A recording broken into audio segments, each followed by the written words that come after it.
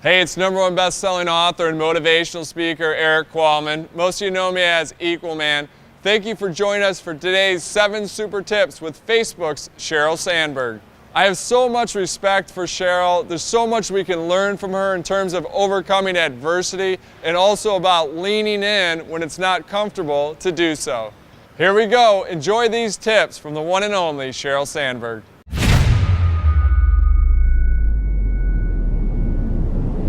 Everyone who's made it through Cal has already experienced some disappointment. You wanted an A, but you got a B. Let's be honest, you got an A-, but you're still mad.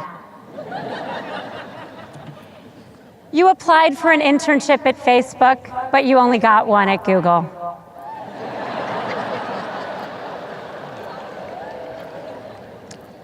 She was clearly the love of your life, but then she swiped left. Game of Thrones, the show, has diverged way too much from the books, and you're mad because you read 4,352 pages.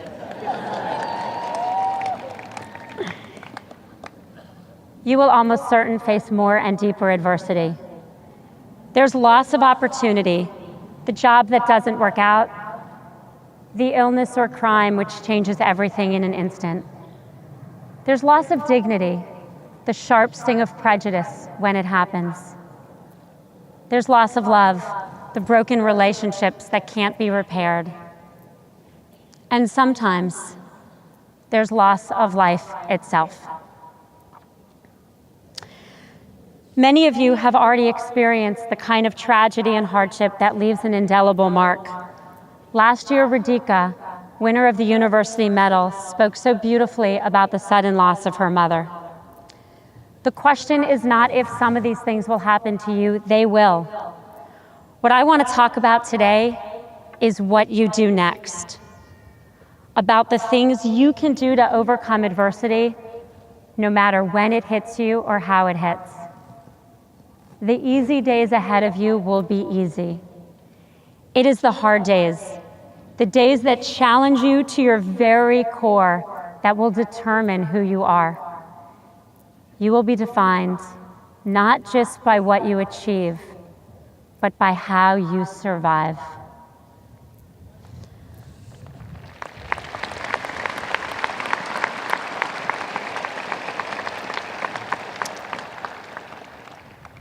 A few weeks after Dave died, I was talking to my friend Phil about a father-son activity Dave would not be here to do. We came in with a plan to fill in for Dave, but I cried to Phil. I said, I want Dave. Phil put his arm around me and said, option A is not available, so let's just kick the shit out of option B.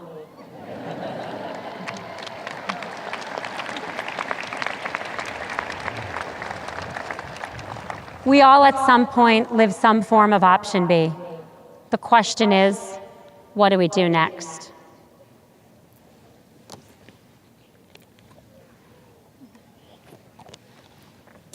As a representative of Silicon Valley, I'm pleased to tell you that there's data we can learn from. After spending decades studying how people deal with setbacks, psychologist Martin Seligman found that there are 3 Ps: personalization, pervasiveness, and permanence, that are critical to how we bounce back from hardship. The seeds of resilience are planted in the way we process the negative events of our lives. The first P is personalization, the belief that we are at fault. This is different from taking responsibility, which you should always do. This is the lesson that not everything that happens to us happens because of us. When Dave died, I had a very common reaction, which was to blame myself. He died in seconds from a cardiac arrhythmia. I pored over his medical records, asking what I could have or should have done. It wasn't until I learned about the 3 Ps that I accepted that I could not have prevented his death. His doctors had not diagnosed his coronary artery disease. I was an economics major. How could I? Studies show that getting past personalization can make us stronger. Teachers who have students who fail, who believe they can do better, revisit their methods, and have future classes that excel. College swimmers who underperform in a race but believe they can do better, do. Not taking failures personally allows us to recover and even to thrive.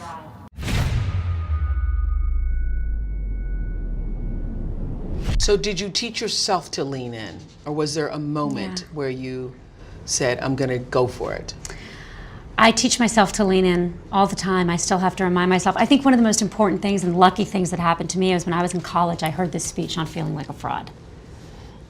So I heard a speech. It was an honor society reception of all things, and they gave a speech feeling like a fraud. It was how every time you take a test, you're about to fail every time, and I am sitting forward, nodding my head. This is the best speech I've ever heard. I'm sitting next to my roommate, who, even if I didn't know I was good, she was the best lit student our college ever had, and she's nodding her head, and I'm watching, why are you nodding? And then we go to the reception, it was all girls at this thing. Then we go to the mixed boys and girls reception, and I told my friend, a friend of mine, about the speech. And he just was, I was like, I heard this great speech about feeling like a fraud, how you always feel like you're gonna fail every test. Expecting him to, and he was like, why would that be interesting? And it was this aha moment of women more than men. Men feel like frauds too. It's not unique to women, but the imposter syndrome, which is what they call it. Yes. It's just more common for women. They know women. how to fake it. And it's more common for women. So when a man's successful and a woman's successful, if you ask him why, he owns it. It's because of my things, what I did, what I know, my skills. A woman will attribute her success to luck and help from other people and working hard, not her own skills. And even if you're confident enough to own your own success, the world will attribute your success, for most of us, to luck.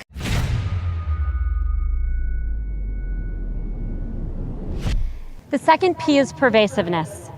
The belief that an event will affect all areas of your life. You know that song, Everything is Awesome? This is the flip. Everything is awful. There's nowhere to hide from the all-consuming sadness. The child psychologist I spoke to encouraged me to get my children back to their routine as quickly as possible. So 10 days after Dave died, my kids went back to school and I went back to work. I remember sitting in my first Facebook meeting in a total haze, thinking, what is everyone talking about and how could this possibly matter? And then I got drawn into the conversation, and for a second, the briefest of all seconds, I forgot about death. That second helped me see that there were other things in my life that were not awful. My children and I were healthy. My friends and family, some of whom are with me today, were carrying us, quite literally. The loss of a partner often has severe negative financial consequences, especially for women. So many single mothers and fathers struggle to make ends meet and don't get the time off they need to care for their families. I had financial security, the ability to take the time off I needed, and not just a job I loved, but one where I was encouraged to spend all day on Facebook. Gradually, my children started sleeping through the night, crying less, and playing more.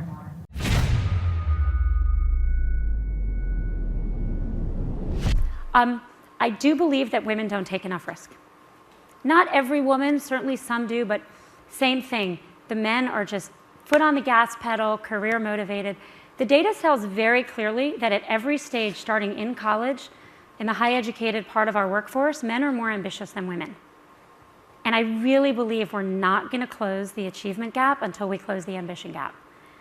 And so the ambition gap has to do with risk. I think the most common mistake I see people make, and men make this mistake too, but women do a lot, is they're too worried about the upward trajectory and not worried enough about growth. So the two corporate jobs I've taken, I went from Treasury to Google, and then I went from Google to Facebook, had one thing in common, which is that they were more junior, other people's words, not mine, than other jobs I was offered. When I went to Google, Google was like 250 people. I was gonna be a business unit general manager, except there were no business units. Susan Wojcicki's here, she helped recruit me. This was the non-job of all time. I mean, there was no job there. And I was offered like senior sounding, more senior roles at more established companies. But I really believed in what Google was doing, and Eric Schmidt gave me great career advice. He said, go for growth. Growth moves everyone up. It's growing, it works. And so I went to a smaller company with a very more junior, less defined job. You know, when I came out of Google, it seems obvious now to come to Facebook, but at the time, a lot of people asked me, right, you remember this, what are you doing? You're going to work for a 23-year-old, you know? No one knows if Facebook's going to be the next, you know, MySpace or Friendster. Like, and you're not CEO. You could be CEO somewhere else. And what I saw was something that mattered. Facebook mattered with authentic identity and an opportunity for growth. And so at each stage, I've cared less about my level. I kind of think it's silly than I have about the underlying growth. And I do think this is really important for everyone to know, particularly women.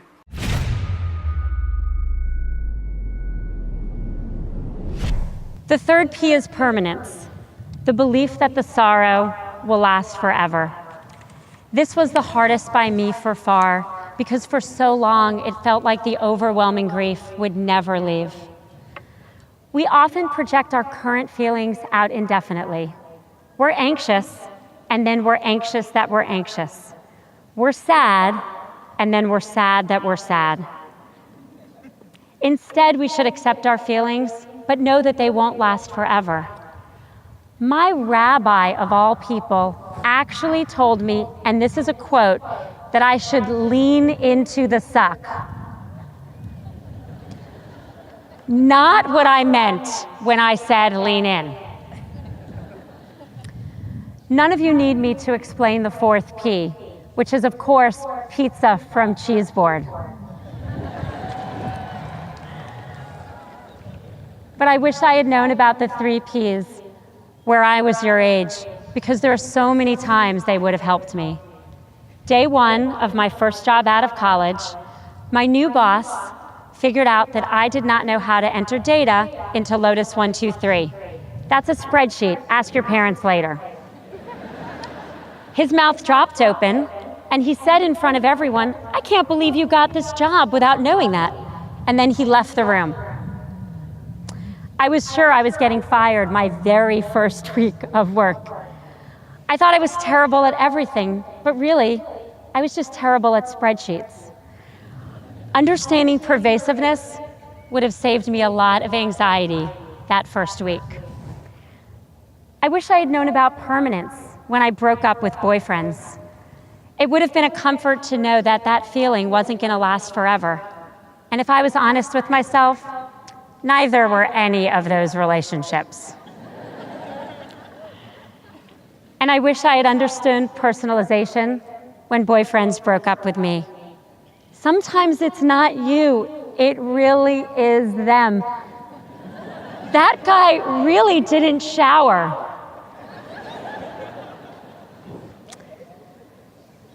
And all three Ps ganged up on me when in my 20s I got divorced. At the time, I thought that no matter what else I did, I was a massive failure. The three Ps are common emotional reactions to so many things that happen to us in our careers, in our personal lives, in our relationships. You're probably feeling one of them right now about something in your life. But if you can recognize you're falling into these traps, you can correct. Because just as our bodies have a physiological immune system, our brains have a psychological immune system. And there are things you can do to help kick it into gear. One day, my friend Adam Grant, a psychologist, suggested that I think about how much worse things could be. This was completely counterintuitive to me. I would have thought that getting through something like death was about finding every positive thought I could. Worse, I said to him, are you crazy? How could things be worse? He looked at me and said, Dave could have had that same cardiac arrhythmia driving your children.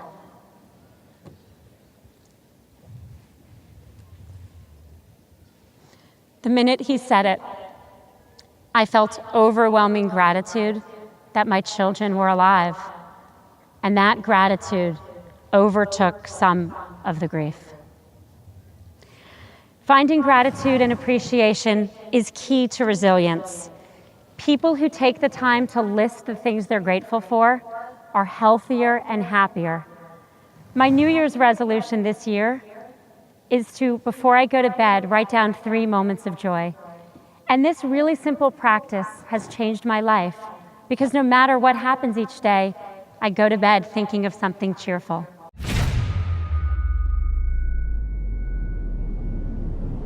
I sit here today not having a comfortable relationship with power, ambition, or leadership.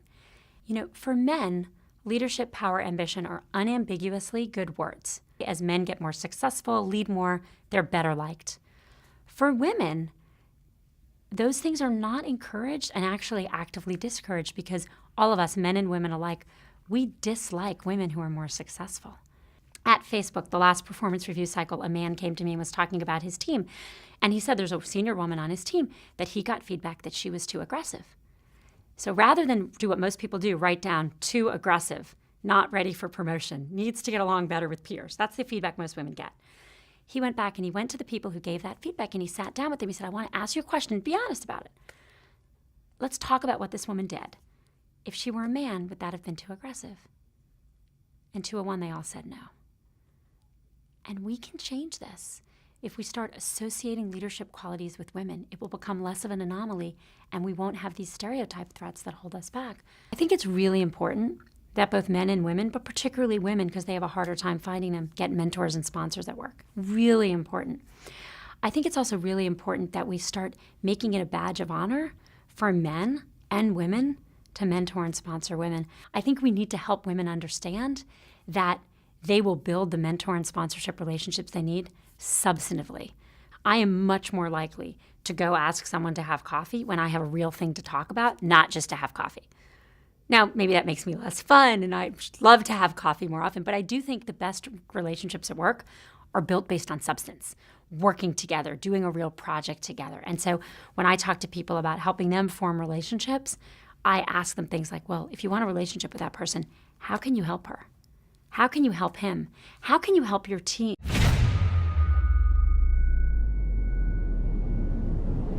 And also, what you talk about so beautifully in option B is this getting through all the firsts. And you were keeping a journal, which I think is really, it's so therapeutic. I've kept journals since I was 15, but keeping a journal up until that Dave's birthday, which I think marked, 156 days? Yeah, it marked 5 months, yeah. 5 months. I had always wanted to journal. I have boxes of journals, starting in first grade. Where you started and didn't finish. January 1st, I don't think I got to January 10th a single year, but I started a new one, I was hopeful.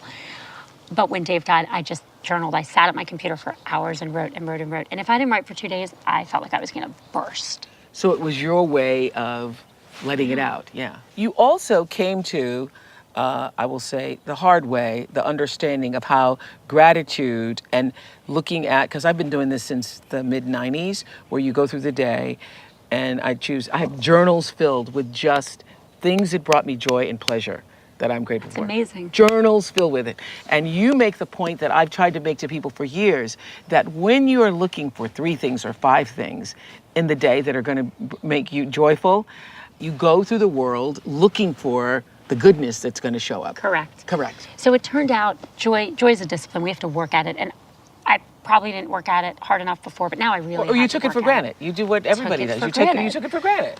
But it's exactly that. Before this, I used to go to bed every night worrying about what I did wrong and what I was going to mess up the next day. And now I go to bed thinking of the positive, but also I notice them during the day. I say, that's going to make the journal. In that moment. And I take, and in that moment. I love that. Yeah, 3 moments of joy. I hope everyone watching. Yes. Or maybe you do 5, maybe 5. 3 moments, 5 moments, write them down religiously. This is Equalman wrapping things up for today's 7 Super Tips with Facebook's Sheryl Sandberg. We're trying to get better and better at these. And in order to do so, you guys have been sending us great comments. Comment below on what your favorite tip was with Sheryl today. because that'll help us for future episodes. So we'll see you next week with 7 more super tips. In the meantime, remember, it's not what we take from the world, it's what we leave behind. So as you approach the career fair, I'm going to give you 4 tips that I use when in school. Yep. The second thing you need to do is, the third thing you want, there's some bloopers for you. All right, it's getting late, it's hot, I'm sweating, not as much as Mr. Driscoll, but that's a whole other story. Make sure on your resume you have your LinkedIn URL. Oops, you want to have your LinkedIn URL. Or you want to list out where you can be found on LinkedIn. You want to have your website, your LinkedIn website. You want to have your LinkedIn web address. You want to have your LinkedIn address printed on there. Yeah. I think is linked to your LinkedIn too many links? You want to have a hyperlink to your LinkedIn account, to your LinkedIn profile. Okay. Yeah.